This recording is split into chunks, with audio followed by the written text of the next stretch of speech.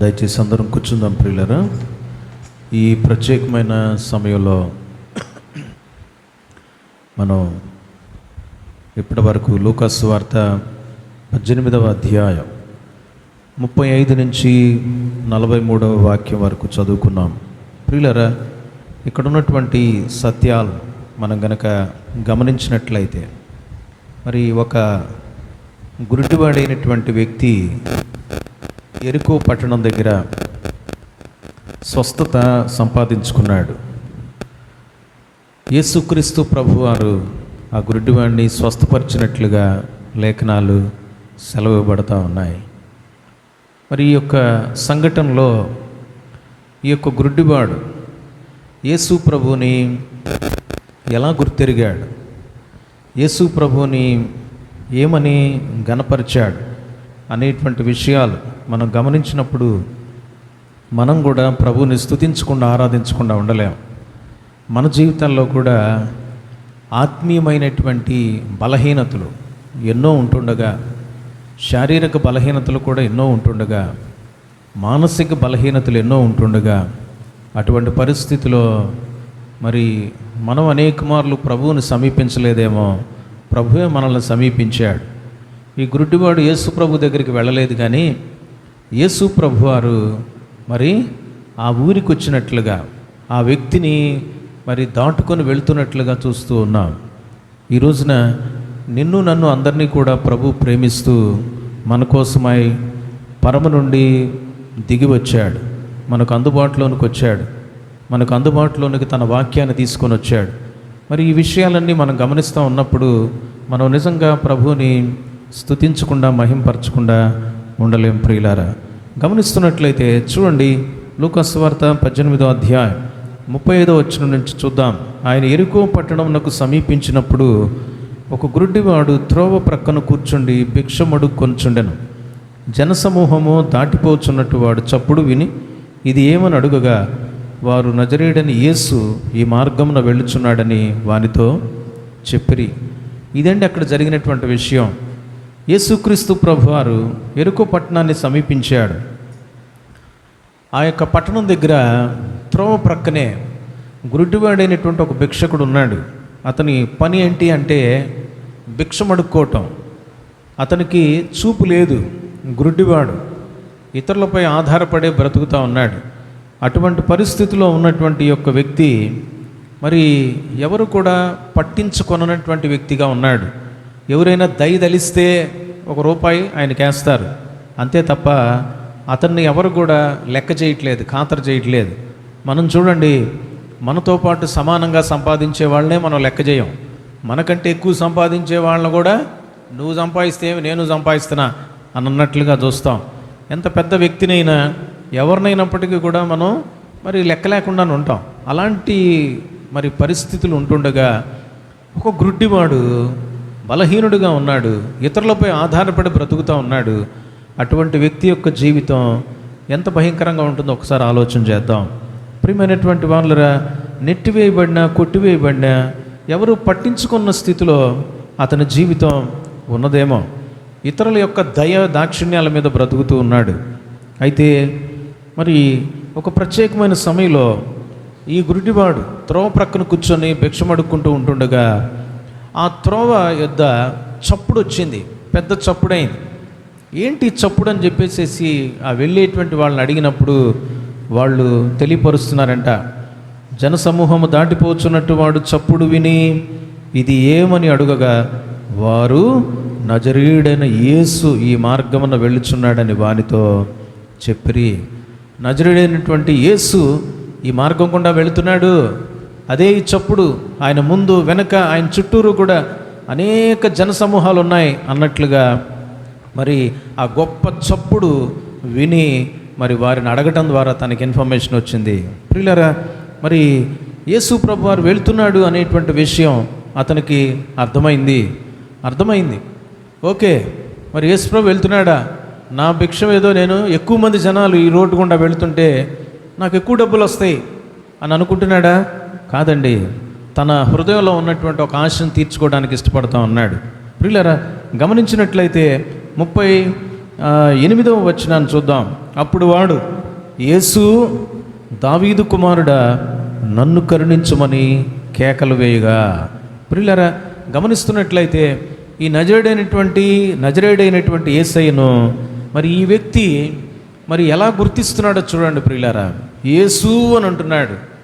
యేసు అని దీర్ఘం ఉంది కదండి, ఎంతో డీప్ హార్ట్తో, ఏమండి, హృదయాంతరంగాల్లో నుంచి శబ్దం బయటకు వస్తూ ఉంది. యేసు అని కేక వేస్తున్నాడు. యేసు అనగా రక్షకుడు, పాపుల రక్షకుడా, నా పాపం కోసమై పరము నుండి దిగి వచ్చినటువంటి వాడా, నన్ను కరుణించు అన్నట్లుగా కేకలేస్తున్నాడు. ప్రియులరా, మరి ఇక్కడ ఉన్నటువంటి నజరేయుడైనటువంటి యేసయ్యను ఈయన పాపుల రక్షకుడుగా గుర్తించాడు. పాపాలను తీసివేసేటువంటి వ్యక్తిగా, పాపాల నుంచి కాపాడేటువంటి వ్యక్తిగా, పాపాల నుంచి రక్షించేటువంటి వ్యక్తిగా ఇతను అర్థం చేసుకున్నట్లుగా చూస్తూ ఉన్నాం ప్రియులారా. అంతేకాదండి, చూడండి రెండవ మాట, దావీదు కుమారుడా అంటున్నాడు. దావీదు కుమారుడు, ఇతనికి ఎంత నాలెడ్జ్ ఉండకపోతే ఈ యొక్క యేసయ్య దావీదు యొక్క వంశంలో నుంచి వచ్చాడు అనేటువంటి అవగాహనలో ఉన్నాడు ప్రియులారా. కాబట్టి మరి యేసు ప్రభువుని గురించినటువంటి కొంత ఇన్ఫర్మేషన్ ఇతని దగ్గర ఉన్నట్లుగా, తెలుసుకున్నటువంటి వాడుగా ఉంటున్నట్లుగా చూస్తూ ఉన్నాం. మనం తెలుసుకొని నాలెడ్జ్ లాగా మన మనసులో పెట్టుకుంటామేమో కానీ ఈ వ్యక్తి ఆ మాటను ఎత్తిపట్టి ప్రభువును గణపరుస్తున్నాడు ప్రియులారా. యేసుగా గుర్తించి దేవుణ్ణి ఘనపరిచాడు. అంతేకాదు దావీదు కుమారుడు అంటున్నాడు. దావీదు కుమారుడు ఎవరండి అనే విషయాన్ని గమనిస్తూ ఉన్నట్లయితే, దావీదు ఎవరు? రాజు, ఇశ్రాయేలీని 40 సంవత్సరాలు పరిపాలన చేసినటువంటి వ్యక్తి. అర్థమైందండి. మొట్టమొదటి రాజు సౌలు అయితే రెండవ రాజు దావీదు, దేవునికి హృదయానుసారుడను పేరుగాంచినటువంటి రాజు. ఆ రాజు యొక్క మరి జీవితాన్ని బట్టి దేవుడు కనికరించి ఒక మాట చెప్పాడు, నీ యొక్క గర్భాన మరి పుట్టేటువంటి మరి ఆ బిడ్డని, ఆ సంతానాన్ని నేను హెచ్చిస్తాను అని ప్రభువు తెలియపరిచాడు. నీ రాజ్యాన్ని స్థిరపరుస్తాను అని ప్రభువు మరి మాట్లాడాడు. నీ సింహాసనాన్ని కూడా స్థిరపరుస్తానని 2వ సమూయేలు పుస్తకం 7వ అధ్యాయంలో ప్రభు అతనితో మాట్లాడి వాగ్దానం చేసినట్లుగా చూస్తూ ఉన్నాం ప్రియులారా. దావీదు యొక్క జీవితాన్ని కనికరించి, కనుక మరి అటువంటి దావీదు యొక్క వంశంలో నుంచి దావీదు కుమారుడుగా యేసుక్రీస్తు ప్రభువారు బయటకు వచ్చారు ప్రియులారా. అనేక తరాల తర్వాత దావీదు నుంచి కొన్ని తరాలు మత్తయి సువార్త 1వ అధ్యాయంలో తెలియజేయబడతా ఉన్నాయి. కనుక మరి యేసుక్రీస్తు ప్రభువారికి తండ్రిగా ఎంచబడినటువంటి యోసేపు దావీదు యొక్క వంశంలో నుంచి, యోధా గోత్రంలో నుంచి వచ్చినట్లుగా చూస్తూ ఉన్నాం. కనుక యేసు ప్రభువారు దావీదు కుమారుడిగా ఎంచబడ్డాడు. యేసుక్రీస్తు ప్రభువారు ప్రియులరా మరి ఒక రాజుగా తన ప్రజలందరినీ ఏలబోతున్నాడు అనేటువంటి విషయాన్ని ముందుగానే అతను గుర్తించినట్లుగా చూస్తూ ఉన్నాం. యేసు ప్రభువారు మామూలు రక్షకుడే కాదు, ఆయన ఒక రాజు కూడా అయి ఉన్నాడు. ఆయన కేవలం ఒక సింహాసనం మీద కూర్చొని పరిపాలన చేసేటువంటి వాడే అనే కాదు, ఆయన ఆత్మీయంగా తన బిడ్డలందరినీ కూడా పరిపాలన చేయబోయేటువంటి పరలోకపు రాజుగా అతను గుర్తిస్తున్నాడు. అందుకనే దావీదు వంశంలో నుంచి ఇతను వచ్చాడు అనేటువంటి విషయాన్ని ఇతను అర్థం చేసుకున్నట్లుగా చూస్తున్నాం. కనుక ప్రియులారా, ఈ గుడ్డివాడు ఈ రోజున మనకు పాఠాలు నేర్పిస్తున్నాడు. మనందరికీ కళ్ళున్నాయి, చెవులున్నాయి, నోరుంది, చక్కగా అవయవాలన్నీ పనిచేస్తూ ఉన్నాయి. అన్నీ ఉన్నప్పటికీ కూడా ఎంతో జ్ఞానాన్ని సంపాదించుకుని అనేక సంవత్సరాలుగా దేవుని యొక్క వాక్యాన్ని వింటూ ధ్యానిస్తూ ఆరాధిస్తున్నప్పటికీ కూడా హృదయాంతరంగాల్లో నుంచి ప్రభువును గణపరచలేకపోతున్నాం. ఆయనను మరి ఏ రీతిగా నీవు గుర్తిస్తున్నావు, నువ్వెంతగా గుర్తిస్తావో, ఎంతగా గుర్తెరుగుతావో అంత గొప్పగా నువ్వు ఆయన్ని ఘనపరచగలవు. నీకు ఎవరి గురించైనా ఒక 5 విషయాలు తెలిసినాయి అనుకోండి, 5 విషయాలను బట్టే ఆ వ్యక్తిని నువ్వు పొగుడుతావు. ఒకవేళ అతని గురించి 500 విషయాలు తెలిసినాయి అనుకోండి, 500 విషయాలను బట్టి ఆ వ్యక్తిని నువ్వు పొగడ్తలతో ముంచెత్తుతావు. నువ్వెంత తెలుసుకుంటావో ఆ గొప్పతనాన్ని అంతగా నీవు గొప్ప చేయగలవు ప్రియులారా. ఇక్కడ గమనిస్తూ ఉన్నట్లయితే మరి ఈ యొక్క వ్యక్తి యేసయ్యను తెలుసుకున్నవాడుగా కనిపిస్తున్నాడు. యేసు అంటున్నాడు. రెండవదిగా దావీదు కుమారుడా, దావీదు కుమారుడా అంటున్నాడు. మూడవదిగా గమనిస్తున్నట్లయితే 38వ వచనంలో నన్ను కరుణించుము అంటున్నాడు. ప్రియులారా, యేసయ్యను ఒక కరుణామయుడుగా గుర్తించాడు, కరుణ చూపించేటువంటి వాడుగా గమనించాడు. ప్రియులారా, ఈ లోకంలో అనేక మంది పట్టించుకోవటం లేదేమో, ఈయన కరుణ చూపేటువంటి వాడు, కరుణామయుడుగా ఉన్నాడు అనే విషయాన్ని అతను గుర్తించి, అయ్యా నన్ను కరుణించు, నా మీద దయ చూపించు, నా మీద జాలి చూపించు అని బిగ్గరగా కేకలేస్తున్నాడు, ప్రార్థిస్తున్నాడు, మొరపెడుతున్నాడు, ఏడుస్తున్నాడు. ప్రియులారా, నిజంగా ప్రార్థనలకు యోగ్యుడుగా ఈయన సన్నిధికి వస్తే ఈయన తప్పక కార్యం చేస్తాడు అని ఈ వ్యక్తి నమ్మినట్లున్నాడు.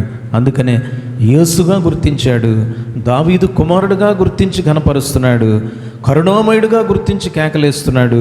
ప్రియులారా, ఆయన ఎంత గొప్ప దేవుడు, ప్రార్థనలు ఆలకించేటువంటి వాడిని కేకలేస్తున్నాడు. మామూలుగా పిలవడం లేదు, పెద్దగా అరుస్తున్నాడు. ప్రియులారా, మరి జనరల్గా భిక్షగాళ్ళకి అరిచే అలవాటు ఉంటుంది. ఎందుకంటే ఇళ్లలో చాలామంది ఉంటారు, బయట నుంచి అరిచేటప్పుడు నెమ్మదిగా అరిస్తే ఎవరికి వినపడదు కదండి, పెద్దగా అరవటం అలవాటు. అయితే ఆ పెద్దగా అరవటం మనుషులను అరుస్తూ ఉన్నాడేమో అంతకుముందంతా.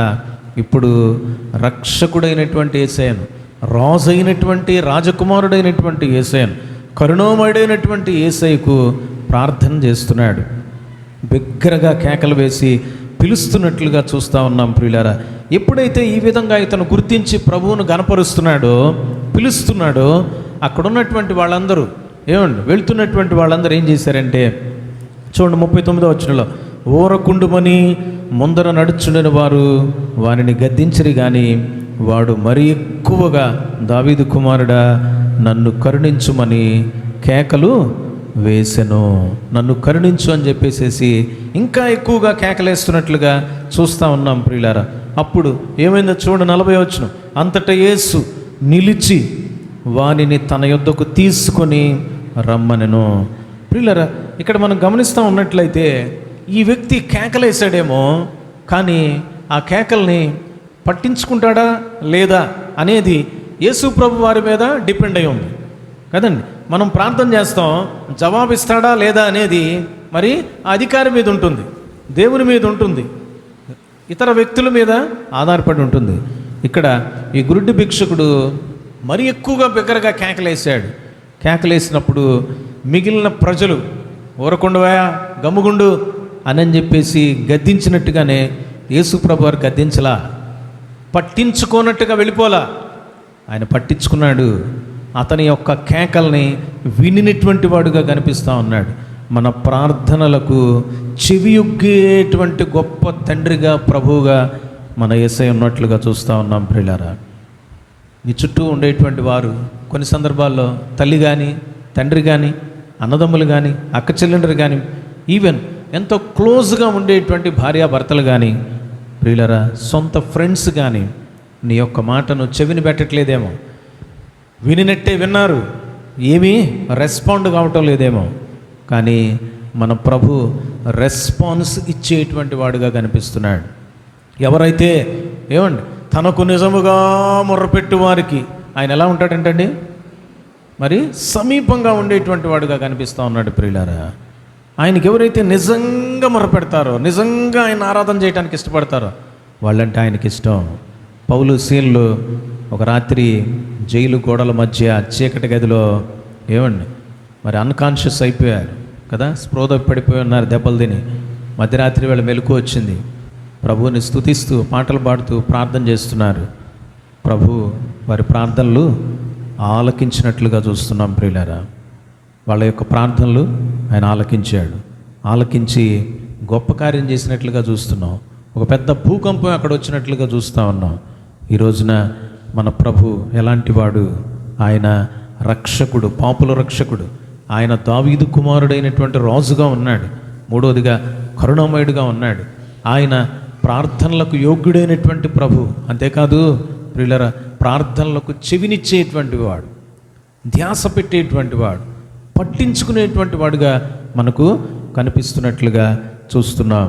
అంతేకాదు ప్రియులారా, లూకాసు వార్త 18వ అధ్యాయం మనం గనక గమనించినట్లయితే 41వ వచనం, వాడి దగ్గరికి వచ్చినప్పుడు ఆయన, నేను నీకేమి చేయగోరుచున్నామని అడుగగా వాడు, ప్రభువా చూపు పొందగోరుచున్నాను నేను. యొక్క గుడ్డి భిక్షకుడు యేసయ్యను ఇంకనూ ఏం అర్థం చేసుకున్నాడు తెలుసండి? యేసయ్యను ప్రభువుగా గుర్తించినట్లుగా చూస్తున్నాం ప్రియులారా, ప్రభువుగా ఆరాధిస్తున్నట్లుగా చూస్తున్నాం. ఆయన ప్రభువు, ఆయన చెప్పింది చెప్పినట్టుగా జరుగుతుంది, ఆయన అధికారం కలిగినటువంటి ప్రభు అని గుర్తించినట్లుగా చూస్తున్నాం. యేసయ్యను సంబోధిస్తున్నాడు. ఏమన్నాడు తెలుసండి? యేసయ్య దగ్గరికి వచ్చి ప్రభువా అని సంబోధిస్తా ఉన్నాడు. నీవు నేను యేసయ్యను ఏమండి చాలా చులకనగా చూస్తామేమో, నీవు నేను యేసయ్యని అనేక మార్లు కూడా చాలా తక్కువ వాడిగా చూస్తామేమో, పట్టించుకోమేమో. కానీ యేసు ప్రభువారిని ఈ గురుడ్డివాడు ప్రభువుగా గుర్తించి గణపరుస్తున్నట్లుగా చూస్తూ ఉన్నాం ప్రియులారు. అంతేకాకుండా తన రిక్వైర్మెంట్ యేసయ్యకి చెప్తున్నాడు. అప్పుడు యేసు ప్రభువారు ఏం చేస్తున్నాడు చూడండి, 42వ వచనం. యేసు చూపు పొందుము, నీ విశ్వాసం నిన్ను స్వస్థపరిచినని వానితో చెప్పాను. యేసు ప్రభువారు ఇక్కడ ఆ గురుడ్డివాని యొక్క గురుడితనాన్ని పోగొడుతున్నట్లుగా చూస్తూ ఉన్నాం. యేసు ప్రభువారు బాగు చేసే దేవుడండి, స్వస్థపరిచేటువంటి దేవుడు. నీవు ఎంతకాలం నుంచి సమస్యలో ఉన్నావు? దీర్ఘకాలం నుంచా? ఏమండి పుట్టినది మొదలుకొని ఒకవేళ సమస్యలో ఉన్నావా? వంకర టింకర బ్రతుకులో ఉన్నావా? నీ జీవితాన్ని మార్చుకోలేని పరిస్థితిలో ఉన్నావా?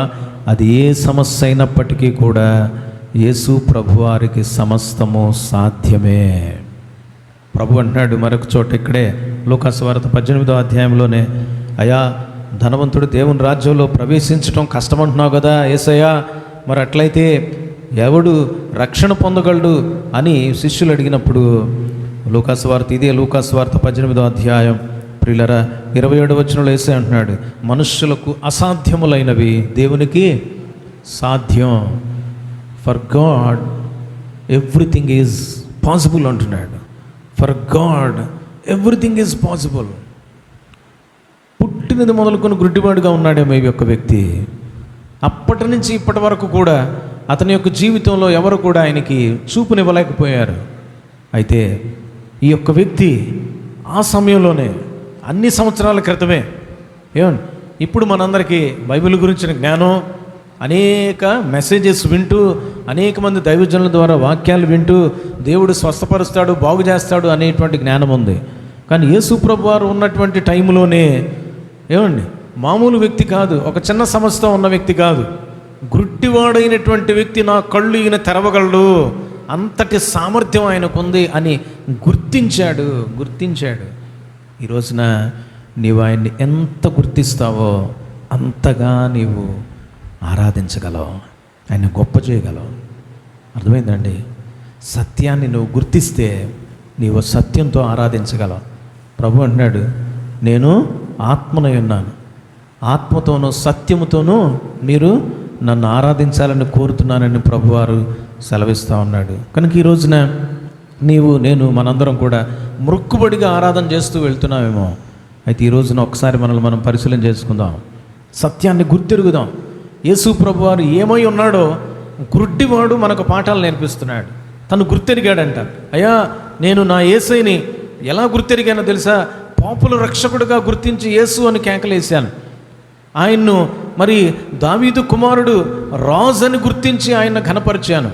ఆయన కరుణ చూపించగలిగినటువంటి కరుణామయుడు.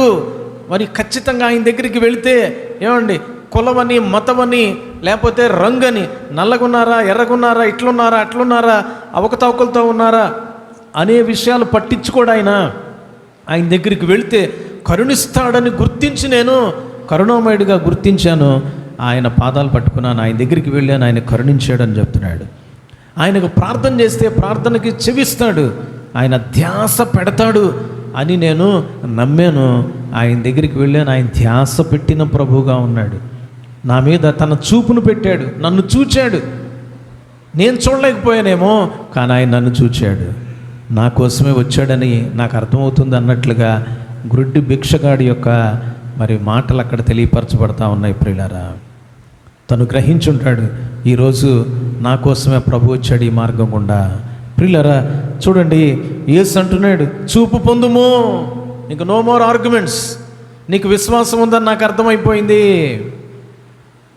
నువ్వు విశ్వాసము కలిగినటువంటి వ్యక్తివై ప్రభువుని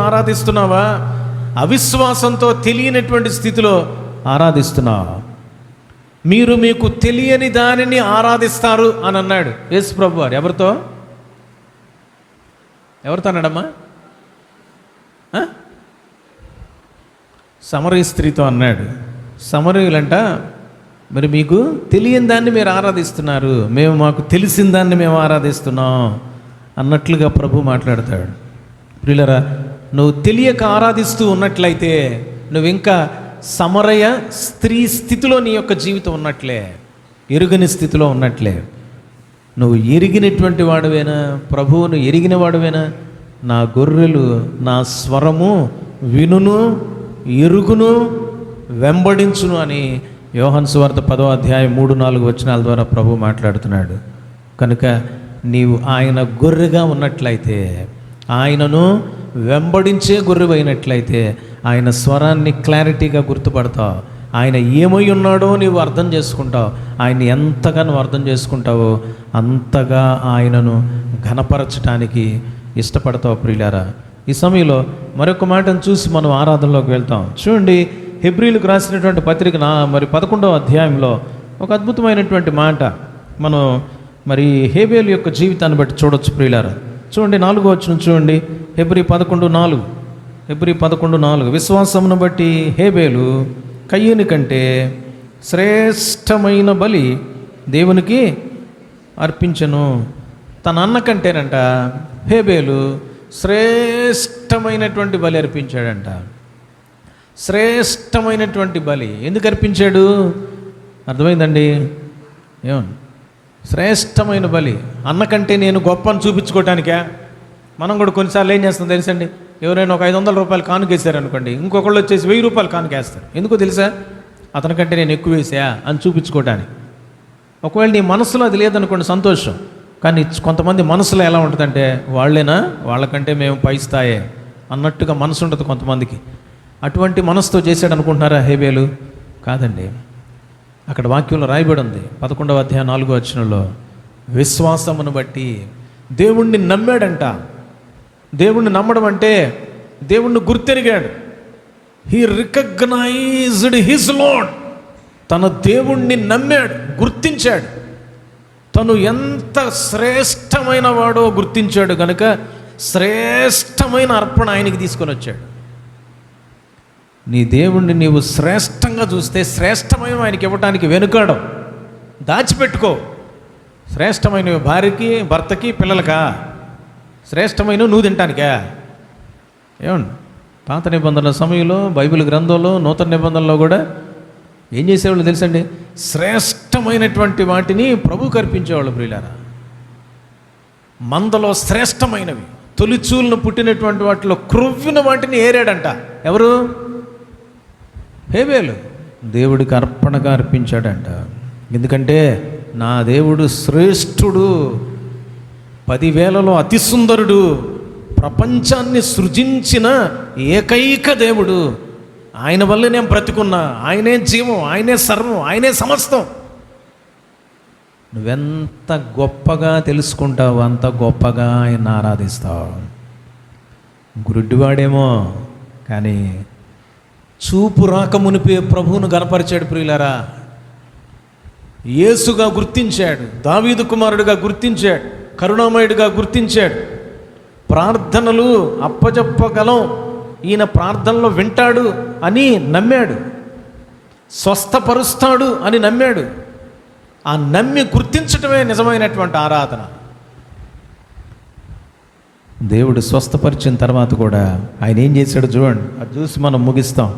ప్రియులారా, 42వ వచనం, యేసు చూపు పొందుము, నీ విశ్వాసము నిన్ను స్వస్థపరిచినని వానితో చెప్పాను. వెంటనే వాడు చూపు పొంది దేవుని మహిమపరచుచు ఆయనను వెంబడించను. ఎంత గొప్ప విషయం! ఈ రోజున యేసు ప్రభుని స్తుతించడానికి, ఆరాధించడానికి నువ్వు నేను వచ్చాము. మంచిదే, ఆయన ఎంత గుర్తిస్తే అంత గొప్పగా ఆరాధిస్తామని ఇప్పుడు దాకా విన్నాం. అంతేకాకుండా ప్రియులారా, నిజంగా ఆయన్ని స్తుతించి ఆరాధించి మళ్ళీ ఇంటికి వెళ్ళిపోయి మర్చిపోయే వ్యక్తిగా ఉంటున్నావా? వారమంతా నీ ఇష్టం వచ్చినట్టుగా ఉంటున్నావా? కానీ ఇక్కడ గురుడ్డివాడి యొక్క జీవితం మరొక పాఠాన్ని నేర్పిస్తుంది మనకి. మరే నాయనా, దేవుణ్ణి ఆరాధించడం అంటే ఏంటో తెలుసా? ఆయన్ని గుర్తించి ఆయన ఘనపరచడమే కాదు, ఆయన నమ్మడమే కాదు, ఆయన్ని వెంబడించటం, ఆయన మార్గములో నడవడమే ఆయన ఆరాధించటం. ప్రభువా నువ్వు గొప్పోడువయ్యా అని నేను కేకలేస్తే ఆయన సంతోషిస్తాడు అనుకుంటున్నారా? ఆయన ఎంత గొప్ప దేవుడో, ఆయన యొక్క మార్గాల్లో నడుస్తూ ఉంటే, ఆయన కొరకు జీవిస్తూ ఉంటే, నేను ఆయన గొప్పవాడని నేను నిరూపించినట్టు, నేను నమ్ముతున్నట్లు, అప్పుడు దేవుడు సంతోషిస్తాడు. అంతేగాని దేవుడు గొప్పవాడు అని ఇక్కడ కేకేసి అక్కడ పోయి నేను అసభ్యంగా బిహేవ్ చేస్తే దేవుడు సంతోషిస్తాడా? సంతోషించడు. ఈ రోజున ప్రియులారా, ఈ గురుడివాడు ప్రభువుని గుర్తిరిగాడు, ఘనపరిచాడు, ప్రభువుని వెంబడిస్తున్నాడు. స్వస్థత పొందిన తర్వాత, ఒక కార్యం జరిగిన తర్వాత మనం దేవుడిని ఏం చేస్తామండి? మర్చిపోతాం. మళ్ళీ ఎప్పుడు గుర్తొస్తాడు? మళ్ళీ సమస్య వచ్చి మళ్ళీ అది తీరేటప్పుడు మళ్ళీ ప్రభు చాలా గొప్పవాడండి అంటాం. ఈ మధ్యలో సమస్యలు ఉన్నప్పుడు, బాధలు ఉన్నప్పుడు దేవుడు అంటే గిట్టదు నీకు. దేవుడిని చాలా చులకనగా చూస్తావు, మందిరాన్ని చాలా చులకనగా చూస్తావు.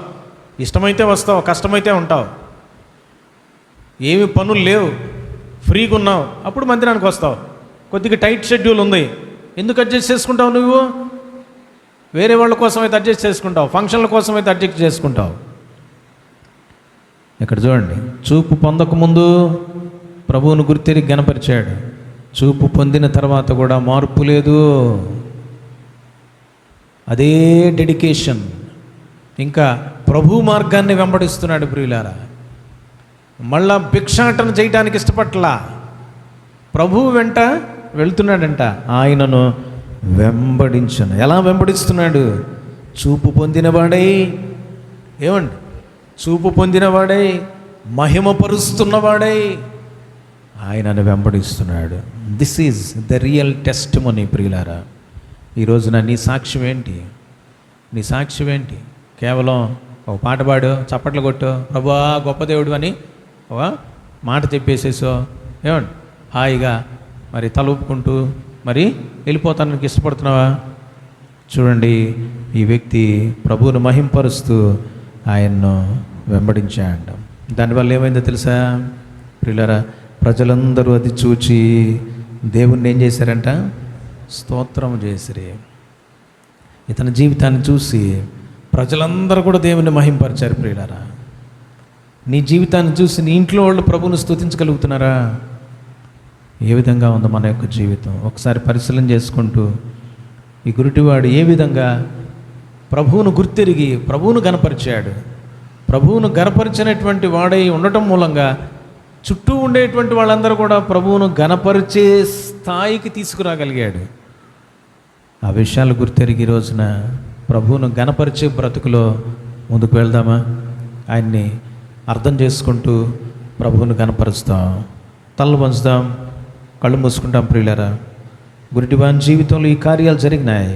ఈ రోజున నీ జీవితాన్ని కూడా ప్రభు ఎన్నో బలహీనతల నుండి విడుదల కల్పించి, ఎన్నో అయోగ్యతల నుంచి యోగ్యునిగా చేసి, సంఘముగా ఏర్పాటు చేసి, తన సొత్తుగా నిన్ను చేసి,